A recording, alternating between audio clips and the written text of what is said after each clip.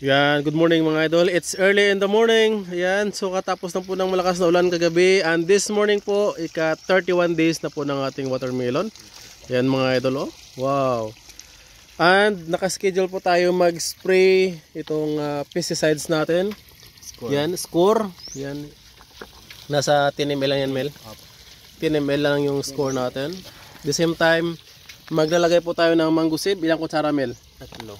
Tatlong kutsarang manggusib po mga idol para pampaganda ng hindi magfungus, hindi magkasakit yung mga dahon, hindi magkakaspat.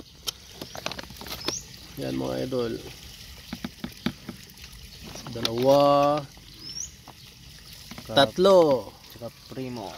at saka yung foliar fertilizer na nilagay natin, ang Primo Plant Booster. Yan siya mga idol. Ilan yan, Mel? Isang lata, 150 ml. 150 ml po yan mga idol. Isang lata ng sardinas. Yan, at saka lagyan na ng tubig. Yan po ang ating ini-spray dito. Every 3 days po yung ating application. Tama ba, Mel? Apo. And then, after nyan, Mel, alternate tayo. Anong ina-alternate natin, Mel? Ito pa pala, sticker. Yan, sticker. Para sa ulan. Yan. Kasi kapag umulan po mga idol, yan, hindi po basta-bastang maapektuhan yung ating watermelon. Yan, lagyan natin ng tubig.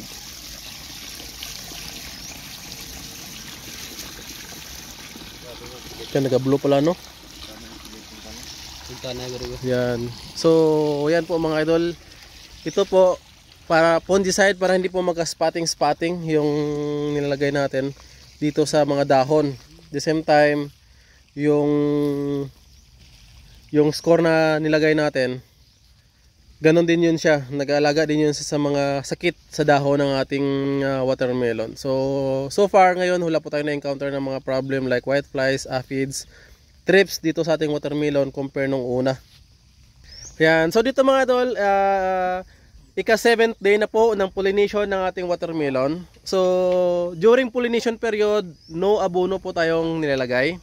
As in zero abono, no fertilizer, granular fertilizer application po dahil malaki po ang chance na malaglag yung ating mga pinapollinate. So ma-abort niya po kapag nakatikim po ng abono, pero not lahat-lahat naman, pero sa mga naga-watermelon, ito po yung aming practice. Maybe effective din po sa inyo mag-abono, pero sa amin po is never po kami nag-aabono during pollination period, and it takes 10 to 15 days depende po sa dami ng balls na ma-create ng ating watermelon. Pero after 10 days po mga idol, doon na po tayo maglagay ulit ng granular fertilizer. So during this stage, 1 to 10 days or 1 to 15 days, every 3 days po kami naglalagay ng foliar fertilizer like yung ginagamit namin na Primo Plant Booster, dahil yun po yung pang support instead na mag granular fertilizer po kami.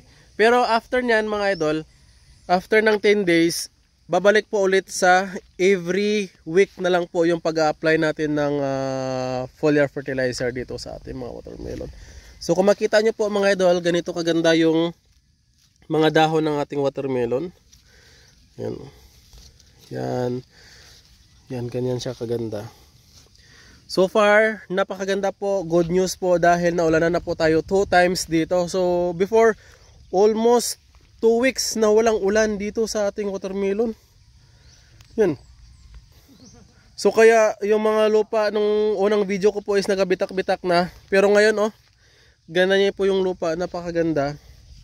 Yan, nagtanggal din po tayo ng first ball. So bakit kailangan tanggalin yung first ball ng ating watermelon? Dahil yun po yung nagsasak ng mga nutrients, minerals or something, mga abono, fertilizer sa bunga niya. Ito na yung unang pinabolas na natin. Yan. So dito na is seedless po dito na area. Yan. So 2 to 3 weeks from now, pwede na po ito siyang mag-start na tayo ng harvest. So dito po, before pa man po mga idol, nagapang yung ating watermelon, nag-spray na po tayo ng glyphosate dito sa gitna. So kaya makita nyo po, medyo walang masyadong tumubong damo, pero before tayo mag-harvest, lalaki na yung mga damo na yan. Mabilis po kasi ito silang lumaki. So dyan pa lang yung ating watermelon, hindi pa siya gagapang, nag-spray na po tayo dito. So kaya nung gumapang na siya, unti-unti nang namatay yung mga damo, kaya ganyan po siya kalinis yung ating watermelon. Yan, hanggang dyan mga idol. Yan, at saka dito na part, ito na yung mga unang napulinit natin mga idol, dahil kasi day 7, siguro yung day 1, ito na yung ating mga napulinit. Oh. Yan. Yan, kaya spraying na yung ating makasama dito. Yan siya mga idol. So kapag umulan po ngayon, secured na po yung ating mga pananim na hindi po siya affected ng ulan dahil nag-apply po tayo ng sticker. Yan o, ganyan lang. Yan.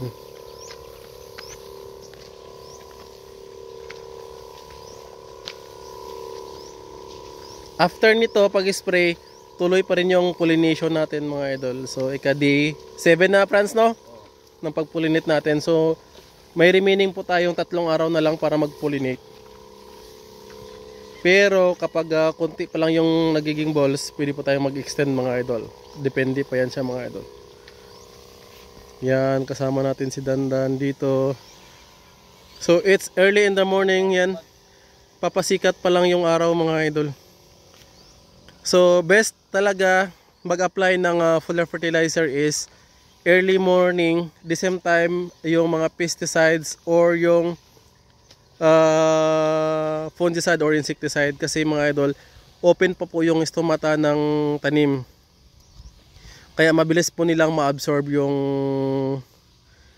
nutrients. Compare sa araw na po mga idol, hindi na po ma-absorb masyado ng nutrients, kasi like ito mga dahon nila, ito magko-close na po ang kanilang stomata. Yung stomata po, according, hindi po tayo expert dito, parang ano po yun siya, door dito sa dahon ng halaman, kung saan kapag nag-spraying po tayo ngayon, ma-absorb niya po.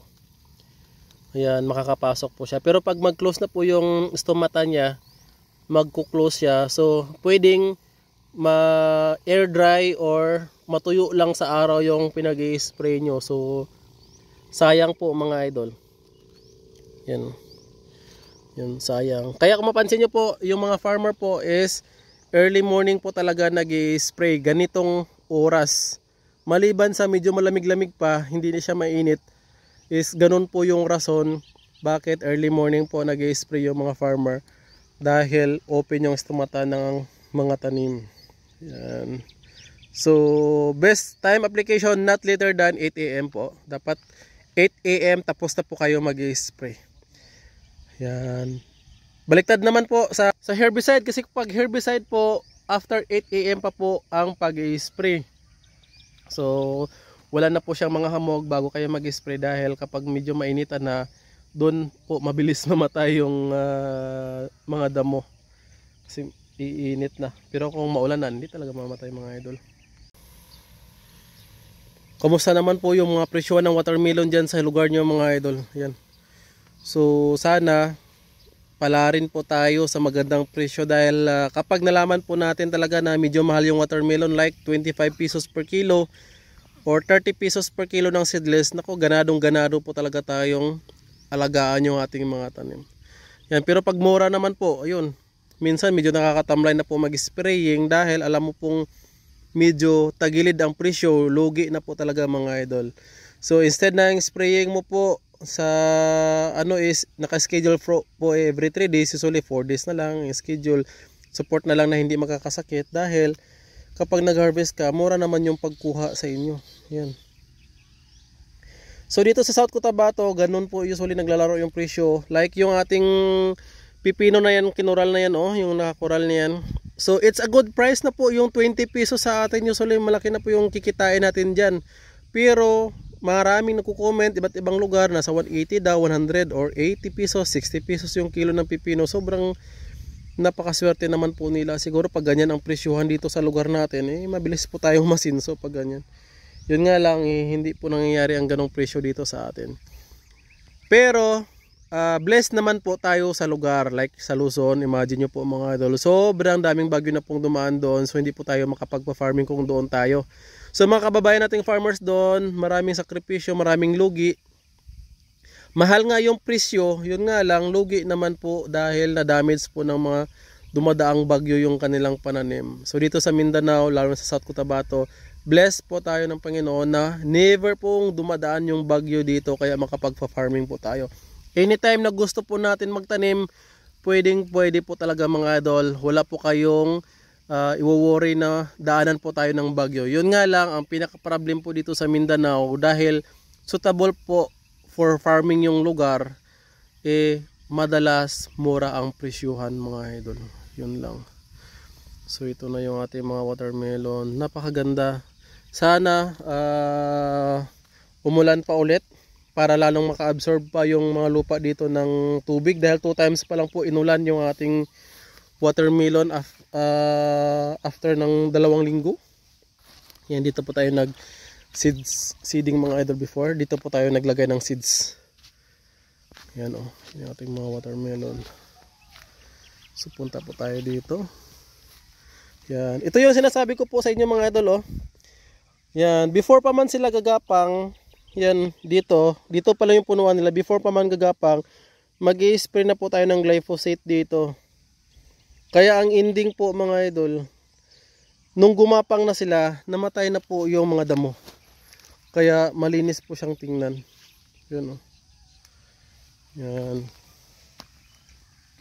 So ito yung ginawa natin, dahil wala po tayong water pump, tanakaw po nung mga nakaraan, yung unang nating watermelon farming. Ito po yung ginawa natin, nagukay po tayo dyan, parang balon. Dyan po tayo kumukuha ng tubig after natin ng pollination para mangdilig ng abono dito sa ating watermelon. Yan. So ganyan lang po. After this mga idol, magpo-pollinate na po tayo. Mag-harvest na po tayo ng mga lalaking bulaklak doon sa ating Sweet 16 variety. Pang pollinate dito. Yan Wow. Yan, so sana pala rin, dahil ang harvest po natin dito, I think mga 2nd week or 3rd week ng December.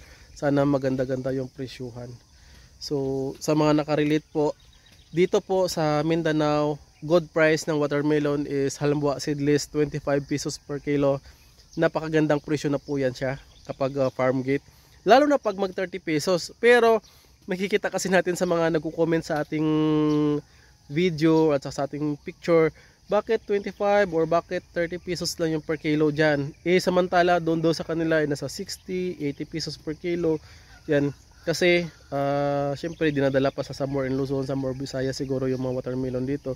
Yung costing po sa tracking or yung presyohan talaga dyan kapag dyan ka nagtanim sa Visayas at saka dyan ka nagtanim sa Luzon, siguro mahal. So kaya marami pong umasinso ng mga farmers somewhere doon banda. Yun nga lang, bagyo ang kalaban nila. Kapag binagyo naman, doon naman nalulugi. Pero kapag hindi naman binagyo, successful, yun, one time big time talaga yun siya mga idol.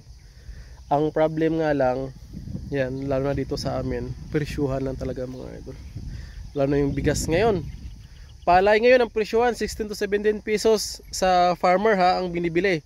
Pero yung bigas 50 to 54 pesos per kilo dito sa market mismo namin. So before kasi kung halimbawa 15 yung presyuhan ng palay, yung bigas dapat 30 kasi times 2 lang daw yun siya sa costing. Pero ngayon 17 pesos, dapat ang bigas is nasa 30 to 34. Or kahit sabihin na natin 40, pero bakit ngayon ang bigas is nasa 50? So, yun sana ang mapag-usapan, bakit ganun kamura yung pagbili ng palay. Samantala yung presyuhan before na nasa 50 to 54 pesos ang presyuhan ng bigas, nasa 23 to 25 pesos na ang palay noon. Ngayon bakit 17 pesos pero yung bigas hindi bumagsak?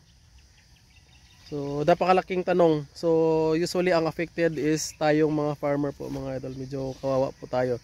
Hindi naman natin maibenta kung bigas kasi marami namang production kasi ngayon ng bigas. So, kapag maraming harvest, hindi ka pa pwedeng magbenta ng bigas-bigas kasi puro may harvest. The same time mga idol, kung ibenta mo naman ng palugi, mura. Pero kung i-hold mo naman yung palay mo, like ipatuyo mo muna, ilagay mo muna sa budiga, kailangan mo naman ng malaking space saan mo ilalagay yung mga palay mo. Another time, yung utang or yung pang-finance ng magsasaka na inutang, wala din mga idol. Lalong umakyat din yung interest. Like halimbawa, mag-utang ka ng abono, mag-utang ka ng pesticides, 10% interest, umakyat ng umakyat habang dinidelay mo yung pagbenta. Kaya doon po nalulugi yung mga farmer. Kaya sa amin mga idol, yan, dito na lang po kami sa Pakwan, watermelon. Dahil short term crops po ito, 2 months harvest na mga idol. Yan, dito na lang tayo mag-focus. So habang nag-watermelon tayo, yan yung ating pipino, nakakural po yan sa lahat ng area dito sa watermelon natin para wala pong mga intruders na pumasok. Yan, mga hayop or tao man, wala pong makapasok na mang damage sa ating watermelon. So sana wag naman po intentional na pumasok sila at saka i-damage nila. Sana wala pong masamang panahon na mag-intervene dito sa ating watermelon. Oh. Napakaganda po sa ngayon. Sana pala rin sa presyuhan. O yan, nagpa-fogs na siya mga idol. Oh. So malapit na pong sumikat yung araw. Yan, pero yan, makulimlim yung langit. Salamat talaga sa Panginoong Diyos. Yan, kagabi inulan yung ating watermelon. Inulan din yung ating pipino dyan. Yan.